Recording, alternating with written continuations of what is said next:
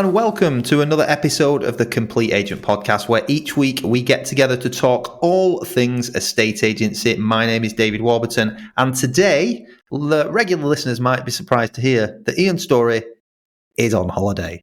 Where is he? Water is also wet. Yeah. He's in Greece, isn't he? I think so, somewhere. Yeah.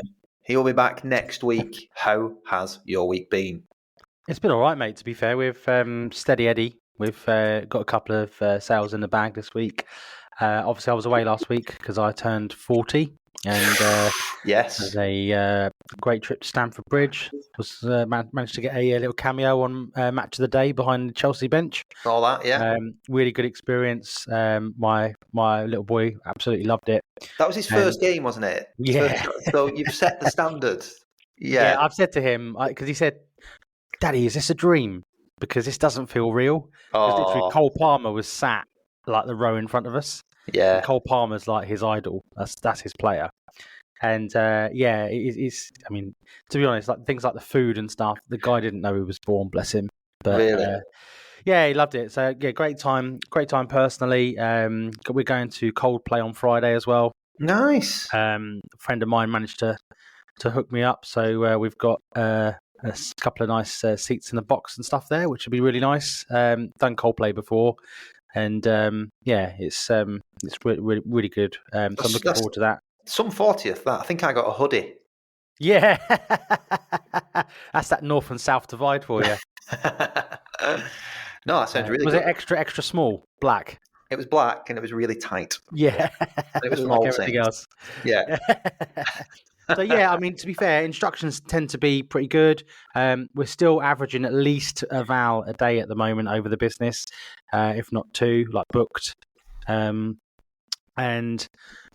it's been nice this week that I haven't had a constant stream. We were last week was flat out. We've managed to space a few out, and people have been sort of rebooking because it's been a little bit. I know you talked about it last week when I wasn't here. There's a few people that have kind of held off till next year because they want to see what's happening in the autumn statement with CGT and stuff. And they basically said, look, you're booked to come out, and there's been quite a few that have done this.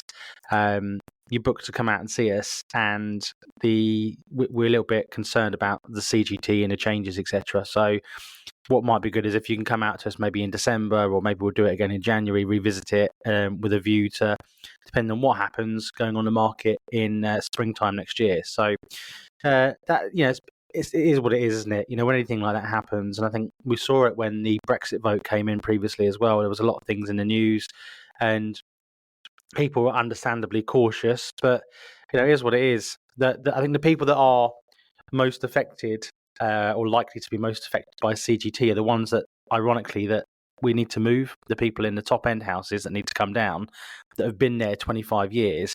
Penalising them for moving and making big gains on their house is not going to make them move, which is a little bit disappointing. But we've had a little bit of a shift. Rather than this last week and a half, 2 weeks, we haven't done too much in the sort of £1 million plus space in terms of listings. A lot of our stuff's kind of been in that sort of gold dust range. And things have been moving. I will just say quickly, one of the deals we have done this month as well, we haven't even taken a photo on it. It was a off-market deal that Rich did at 1.25. It was a classic example where they got a letter. Rich went to see them, and they said, look, if you ever get anyone that's looking for something like this, let us know. And lo and behold, we had someone that was looking for something like this, got them round off-market. And the deal's been done. It's one of our clients actually as well. So yeah, we're putting together quite a few new chains at the moment, and we've got quite a bit in the pipeline, more sub $1 million at the moment, but I think that's just a little bit testament to what's going on in the world, and people at $1 million plus maybe have got one eye on the autumn statement. But yeah, I mean, pretty good, mate. I mean, it's hard work. I'm not going to sit here and lie. It's not hard, it's not easy going, but nothing worth doing is easy, is it? How about you? Yeah, do you know what? Similar, JK. I've not ripped it up with sales this week. I think we've got a couple in the bag, but decent ones. What is encouraging is that we're getting lots of offers. So, if we were to tie up all the offers this week, we'll be in a very, very good space. Instructions are excellent. We've got, I think we've done another 3 this week. So I think we've got about 11 or 12 in photography. I'm another take on today. So that's on both companies. They're doing really well. We've got a good mix. I've been to some really cracking valuations as well recently, and similar to what you're saying as well, high value stuff. So we send obviously the letters out regularly and get a really great response from that. But one of the things that we always encourage people to do is get in early. Big fan of that. I know that a lot of agents won't necessarily go and see people if they're not selling right now. For a variety of reasons, not always because they don't want to go or can't be bothered. A lot of the time, if they volume, they can't fit them in, and they just think, well, I'll prioritise other people. But I've been to stuff over the last couple of years where they've quite clearly said to me before I've been, I'm not looking to sell yet. I'm just sort of looking at my options, particularly at the very top end of the market where they do need to start thinking about retiring, releasing equity, wealth management, all that sort of stuff. It's really important. So I've done a couple of those, but people are either, so if they're in the pipeline now, they're saying to me, we need to get this through ASAP because they don't want to be stung if anything does come into place in regards to CGT. Or they are saying to me, we might wait and just see what happens before we start making any decisions. But there's the general theme that I'm getting at the moment is we've had enough. I'm meeting so many people that are literally leaving the country. I was with another guy just last week. His house is around 2 million. He's a very successful businessman, and he's moving to Dubai. And his end goal is to be in America, but he needs to do it strategically. And then we've got another guy who is doing exactly the same, and his end goal is Marbella. And they're both he's in a £2 million house, the other one's in a £3 million house. And I actually had one yesterday, one of my favourite houses, where I had a buyer on it it was on a market 1.75, got a buyer on it at 1.6. Everything was going through. Unfortunately, the buyers had a change in circumstances with work and can no longer buy it, so went back to market. I had a second viewing with someone booked in at one point, tell it at 1.6. We'd had the conversation, transparency, and they've just, it's the sellers that have pulled the plug, because what they're looking at is they're saying, look, we could get to a point in this transaction where it's not gone through, and I'm going to get stung. And if it ends up costing me another £150,000, £200,000, and my net gain is 1.4 or whatever it might be, it just ain't worth doing now.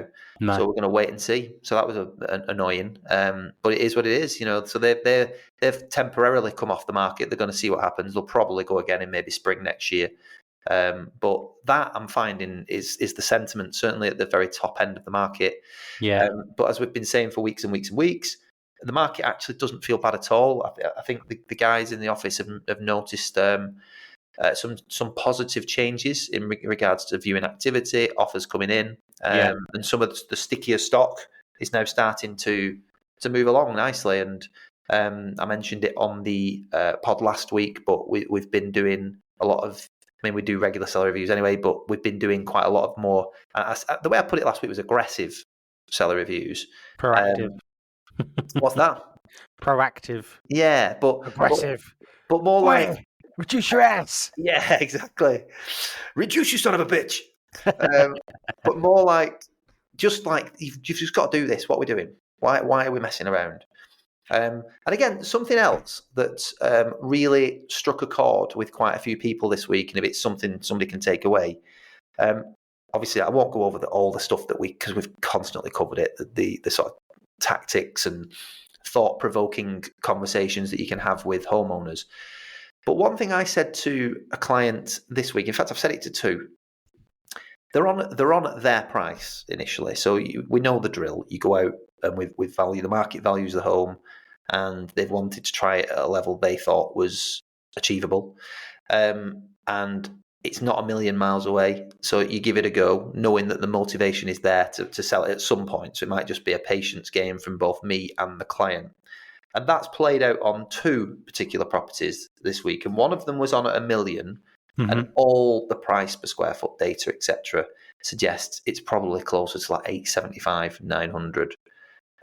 So this week, what I'd said to him was he's had one viewing, And the viewing came from me taking someone round that I thought it might work for. What, proper estate agency? What's that? Proper estate agency, yeah. And we've had to, and obviously everybody we're registered, we're trying to get them into this and feed into this property from others. And what I said to him was, Gary, the property's been on the market for 2 months. You've had one viewing, and there's two things that concern me. One, we're on at your price that never aligned with what the market suggested. Mm-hmm. And two, we have not had a single inquiry from Rightmove. Yeah. So if the price on Rightmove was right, or people perceived it to be right, they would view the house. Mm-hmm. It would get viewed. Because it's that old thing where they say, if I'm buying it, Dave, I'd just view it anyway. I'd make a cheeky offer. I'm like, Gary, that's not how it works, mate. You know, the pricing filters are a thing. People have budgets. We're in a bit more of a buyer's market now. And anyway, I'm saying we've not had a single inquiry from Rightmove, and that's a worry, because at the end of the day, as much as you can say what you like about marketing and social media and all that, and we're massive advocates of it, but Rightmove is king, isn't it? If you're a proactive buyer, you are on Rightmove looking for a house. Yeah, you've not had a single inquiry. And I said the only viewings you've had have been generated by the team from cross-selling opportunities, and that's great, but it's not good enough. We need more. And, you know, again, on the flip side of that, I've got a house at 1.5 million where all the market data told me 1.25. So he wanted to go at 1.5, which is quite a big jump. It's 10% above where I thought it would be, 20% above where I thought it would be. And again, assessing motivation, commerciality decision, all that sort of stuff. And the difference with that one, it surprised me a little bit because he's had a really good level of interest. Anyway, he's got his first offer in this week. It's at 1.2 million, which is really close to the 1.25 I thought. And I do actually, I'm really hopeful. We had a positive chat with the buyer last night. I can probably get him up to like 1.3. The seller is really sensible. But on the flip side, with that, I was saying to him, look, I'll be dead honest with you. I've been surprised at the level of interest we've had at the 1.5. And we've had quite a few inquiries on Rightmove, and that tells me that we're not a million miles away because people are viewing it and seeing the price and viewing it. If they felt the price was miles off, they probably wouldn't view it at all. And I've got examples. Well, what I say on that though, and I have this with clients because I say, well, we're getting viewings, yeah, but no one's making an offer. No. So, you know, even if you're getting viewings, if people aren't offering, they're telling you that that's not right. And well, I don't know whether you do this, JK, but I think it is a useful exercise. Obviously, on viewings, you can ask for price feedback, like if they don't offer. I also like price feedback when somebody offers. Mm-hmm. So, what I mean by that is if you speak to the person that's offered, ask them why they're offering. Yeah. Because it's that basic estate agency. Yeah, I know. But people don't do it. They don't do it, do they? They don't. Again, we've spoken about this before. I think there are a lot of order takers. I'm not sure if you do this, but have you tried showing the people around like not the owners? You got... But yeah, honestly, it sounds so simple, but I don't think not everybody does it. But to get into their head, I think again, it just helps you with negotiation with the vendor.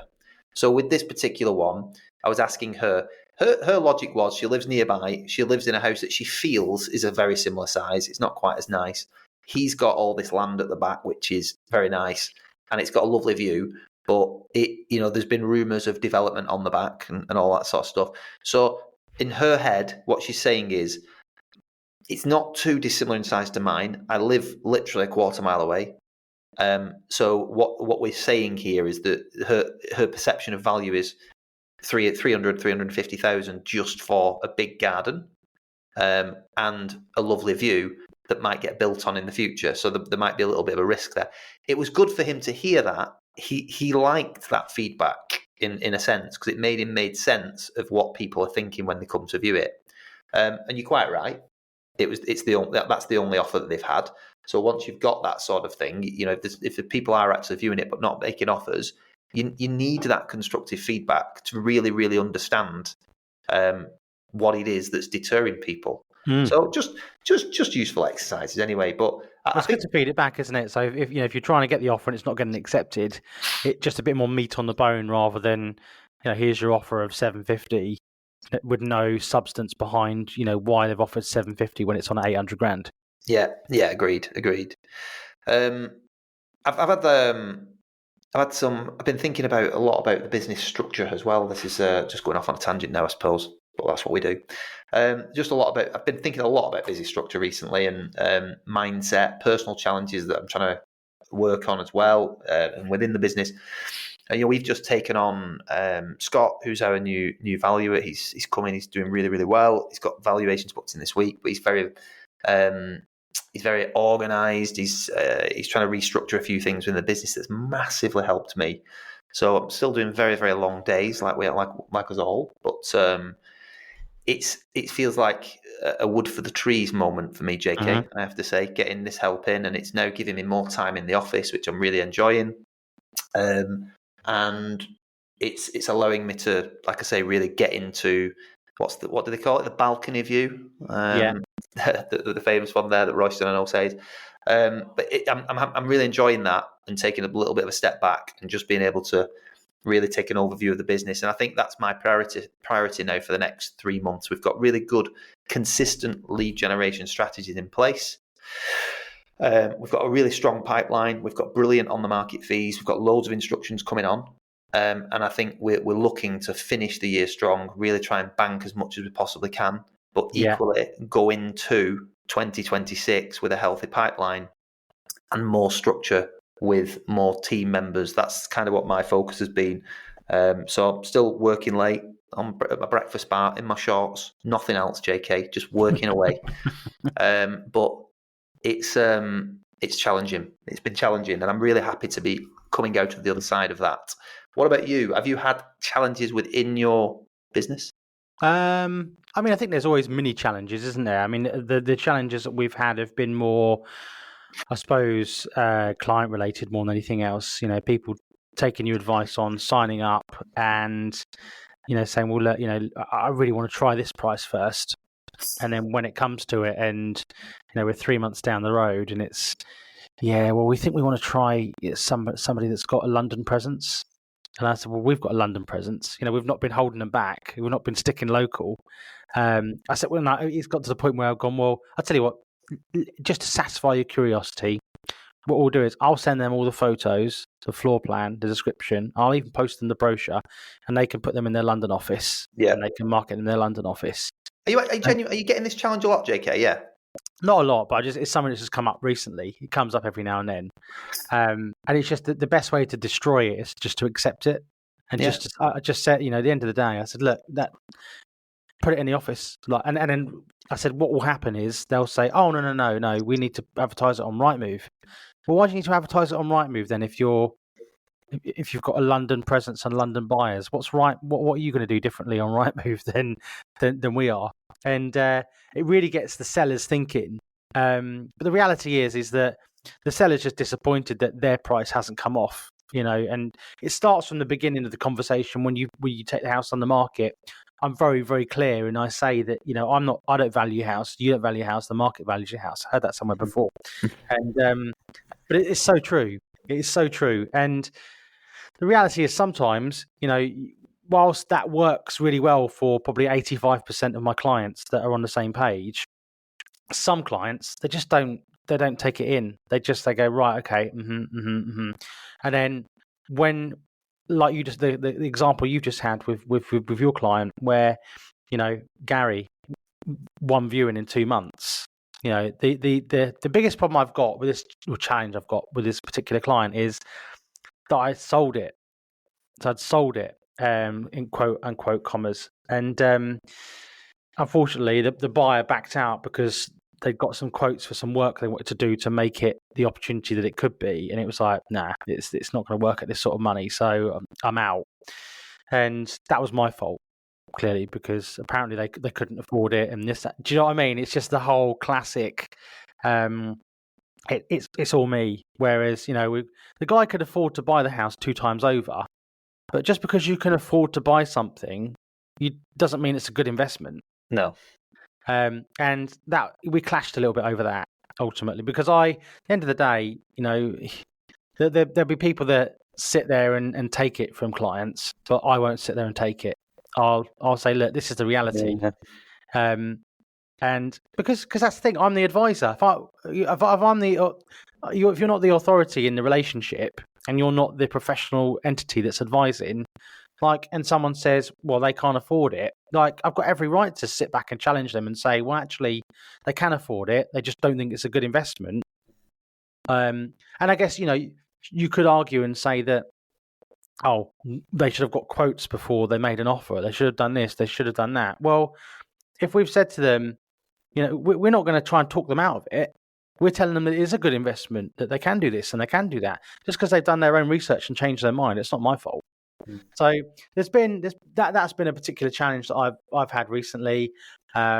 We've had, in terms of my team and structure of my team, I think we've got it pretty good at the moment. I feel like we've got a lot of the right bums on the right seats. The touch wood, and the morale's pretty good. The dynamics of how everyone works is all been pretty good.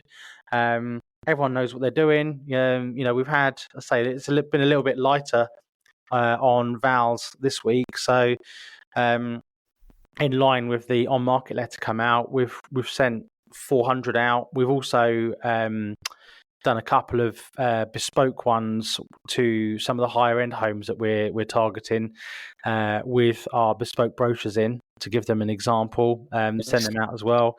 It's a really good use if you are doing bespoke brochures. The chances are, if you're not part of TCA, you're probably not, but if you are, they do tend to pile up in the office. When you sell, if you order like minimum 15, 20 at a time, you might do 5 or 6 viewings, give a couple to the sellers, mail them out to the buyers, but then you probably get 4 or 5 more in the office. And it's just nice to make use of those. You've got that marketing there, and it's a really good way to sell your business without selling it. I agree. I think that having a brochure is fine, but a brochure that just talks all about you. I'll show you this one. This is from a competitor. Oh no! We'll not say who it is, obviously, but it's awful, isn't it? But who cares? At the end of the day, it's like, we sell houses. Well done. No, this is it. So this will be a kebab leaflet. For those listening, obviously this is not visual, but this is like a little A4 pamphlet, and it basically has a massive pie chart on the front of it, showing how many sales they've done. It then goes in and tells them all about who they are, and the best one, how many awards they've won. Yeah. What in the free, no obligation valuation is going on here? Yeah, exactly. And what in the 0.75% plus VAT is going on here? Yeah. And I just I don't get it. And to be honest, when I see that, let's just say you're the second or third agent in, and on the side you see a pile of those types of things, I just think this is mine, because you're looking at it and going, that agent's probably focused more on how good they are. They're open 7 days a week. Yeah, the client, rather digital than the client advertising, 24/7. Company viewings. Our app takes viewings 24/7 because you need all those 3 a.m. viewers. Exactly. Yeah. No. So I feel like that. Obviously, the leave behinds and things like that, they just need to be obviously very informative. I've actually lost my train of thought because we're slacking off. This brochure, which is funny though, isn't it? Yeah. What in the fresh approach is going on here? Yeah. Exactly. Oh dear, it is good. But you're right. The bottom line is, it's got to be informative content. And one of the other things we have done as well in terms of using the brochures is the on-market stuff that we've got that's available now. We're also going on to Rightmove and looking at the houses of the people that we think might buy our houses. It also is a double-pronged prospecting thing. So, for example, there's a house on at 2.5. And I think they might be interested in downsizing to one of the ones that we've got at 1.5 or 1.25, I think it is actually. Correction. And what we've done is we've just put a little bit bespoke letter together and just said, thought you might be interested in looking at this house. You're on the market. it doesn't sound anything like this. It's much more professional than this, but it basically says along the lines of, we know you're on the market. We're not trying to sell your house, but would you like to buy one of ours? Encloses the brochure for this property if you're thinking about downsizing, blah, blah, blah. And it kind of, we're trying to be proactive to sell our client's house. Yeah. But what it does is they obviously get it through the post and go, oh, right, this is what that agent's doing to sell that client's house. Yeah. And you're selling your company without selling. We've got a few of those at the moment where they're interested in having a conversation, but there's no point us going out there at the moment because they're in a 20-week contract. Mm-hmm. 20 weeks with a 28-day notice period. And I've fallen into the trap before of going out there, giving great advice, and they've gone, that's brilliant advice, changing the marketing round with the current agent, changing the price with the current agent, and selling it with the current agent. So I just think, you know what? Let's wait until you're near the end of your contract and you're in your 28-day notice period, and then we can assess the market and assess the needs of your marketing when the time's right. Because it grated me. I think I said on a pod a few weeks back where I managed to get like a £500,000 reduction on this house for another agent just to walk in and sell it because they were tied into a long contract, which was really frustrating. I think, good point. I mean, I think just thinking what I said before, I know we need to sort of cut this pod short, but just leading into what I said before about setting up for the rest of the year and making sure that you've got your plan. Just going back to where I was at structure, it's been really timely for me because over the last sort of it's been 2 years really, but certainly the last 12 months, my diary has been so crammed with valuations, take-ons, which is a lovely place to be. But generally speaking, it can obviously detract from other important areas of the business. And now that hole has been filled, it just feels like we can really, or I can at least sort of take a step back a little bit and get a proper overview of where we're going. But the one thing that does give me huge comfort, JK, is the fact that the seeds have been planted like 2 years ago. And we have got that consistent lead gen going out all the time. You mentioned that on market letters, which we obviously share through TCA, but we do those every 6 weeks with the HPI, and they're very, very well written and quite detailed. They get us great results. They're obviously not on the market letters. They're always going out. The social media strategy is never compromised. So that has really, really helped get everything in place. And not, like I said, those seeds were planted 2 and 3 years ago, and they just deliver now a constant stream. I don't feel like we're ever really fighting for massive volume of instructions. Touch wood. Obviously, things can change, but that's good for me, especially now that I've got somebody in helping out with valuations. Like I say, it allows me to free me up. But I just like really ramming that point home, just having that consistent lead gen strategy, because we do speak to agents, don't we, where they say, oh, I've not managed to get it out this time, or whatever it is. You just think, oh, you really should. You really, really should. Because the old bulldog clip analogy, where they'll genuinely be keeping an eye on you and everything that you do and expecting it almost. And the minute you stop, that free val letter from somebody else might just get a bit of attention if it lands at the right time.